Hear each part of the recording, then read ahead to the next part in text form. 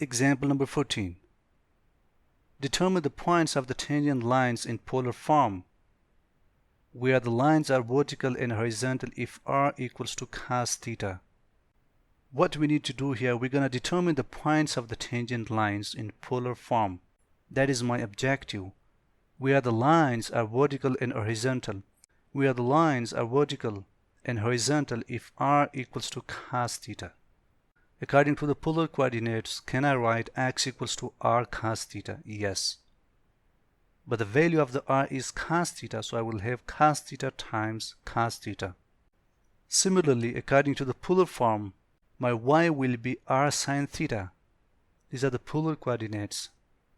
So by plugging r equals to cos theta, I will have cos theta times sin theta. Because look, r equals to cos theta. So just plug in r equals to cos theta here and r equals to cos theta here. Now according to the derivative, to find the dy of dx, I will have dy of d theta or dx of d theta. I can write dy of dx in the form of dy of d theta all over dx of d theta. Because I can cancel d theta with the d theta, so the same thing I will left dy of dx. So whether you write dy of dx or in this form, it is one thing. As I said, ultimately this term equals to dy of dx, because I can cancel d theta with this d theta, so I will have only dy of dx. I'm going to take the derivative of y with respect to theta and derivative of x with respect to theta. Look, what is dy of d theta means? Derivative of this y with respect to theta. What is the value of y? Cos theta times sin theta. So just take the derivative of this term with respect to theta, because it is d theta. Similarly here in the denominator, derivative of x with respect to theta. What is x? X equals to cos theta times cos theta. So it equals to cos square theta. Therefore I'm going to take d of cos square theta or d theta. Take the derivative of the numerator and denominator, so I will have negative sin theta times sin theta plus cos theta times cos theta all over 2 cos theta into negative sin theta. Because look, I apply the product rule here. There is a product of two functions in the numerator, cos theta times sin theta. So I'm going to apply the product rule here. According to the product rule, derivative of first function cos theta is negative sin theta, and put the second function sin theta as it is, plus, and then put the first function as it is and take the derivative of the second function, which is sin theta. So derivative of sin theta is cos theta. Here I took the derivative of cos square theta. It is like x squared. So apply the power rule here. Cos square theta equals to 2 cos theta, and then the derivative of the inner function. So derivative of cos theta is negative sin theta. Remember, I apply the chain rule here. So do simplification at the end, I will get negative sin square theta plus cos square theta all over negative 2 into cos theta times sin theta, which can be written in this form: cos square theta minus sin square theta all over negative 2 cos theta times sin theta. I just took this cos square theta first and then minus sin square theta, nothing more than this. Don't be confused here. So according to the trigonometric rule, the numerator can be written as cos 2 theta and denominator as sin 2 theta. It is according to the trigonometric rule, cos square theta minus sin square theta equals to cos 2 theta, and 2 cos theta times sin theta equals to sin 2 theta. Now I'm going to determine the points of the lines which has been drawn vertically and horizontally. So for the horizontal line, the numerator must be equal to 0. This is the condition for the horizontal line. Cos 2 theta will be 0 if I put 2 theta equals to pi over 2, which means that theta equals to pi over 4. Or if I put 2 theta equals to 3 pi over 2, which means that 3 pi over 4. We have learned the horizontal and vertical lines. For the horizontal line, cos 2 theta, which is the numerator, equals to 0. But this whole quantity, cos 2 theta, will be 0 if I plug in 2 theta equals to pi over 2. This whole thing, not only theta, 2 theta, if 2 theta equals to pi over 2, which means that cos pi over 2 or cos 90 equals to 0.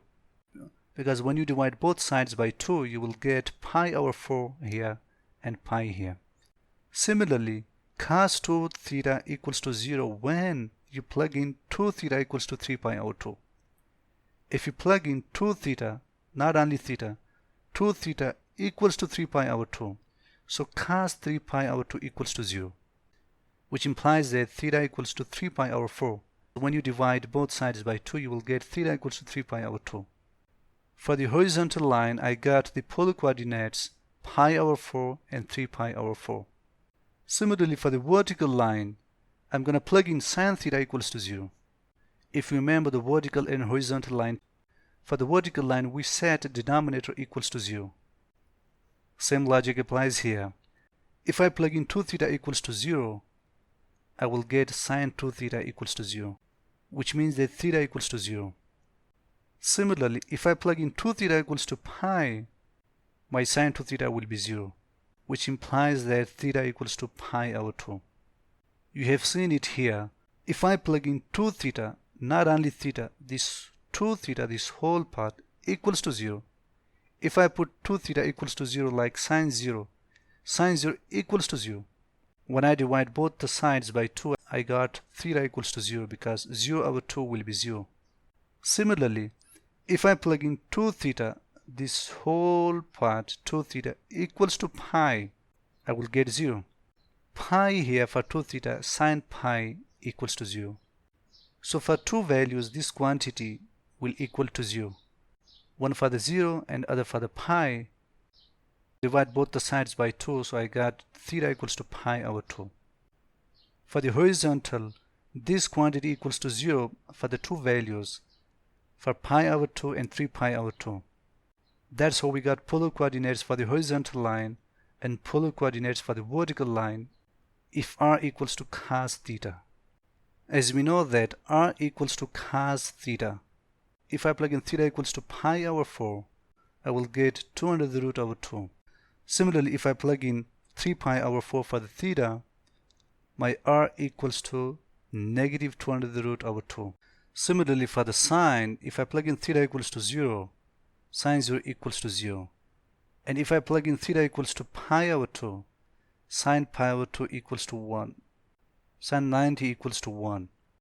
So these will be my final horizontal coordinate points. For the vertical line, this is going to be the final vertical coordinate points. Look, for the polar coordinates, I'm going to put r comma theta. So my r equals to pi over 2 and my theta is pi over 4. This coordinate point means that if I plug in pi over 4 for the theta, if theta equals to pi over 4, my r equals to 2 under the root over 2. Like in Cartesian, we have x comma y. But for the polar coordinate, we have r comma theta. So if theta equals to pi over 4, my r is 2 under the root over 2. Similarly, if theta equals to 3 pi over 4, if I plug in theta equals to 3 pi over 4, my r equals to negative 2 under the root over 2. Same thing happens here. At theta equals to 0, my r equals to 0. Because r comma theta is the polar coordinate point. My r is 0 when I plug in theta equals to 0. Similarly, at theta equals to pi over 2, if I plug in pi over 2 for the theta here, I'm going to get r equals to 1. So my r is 1 and my theta is pi over 2. That's how we got the points of the tangent lines in polar form. These are in polar form. Remember, r comma theta, not x comma y. These are r comma theta, r comma theta, r comma theta, and also r comma theta, where the lines are vertical and horizontal. We got these points for the horizontal line and these points for the vertical line. And that's all.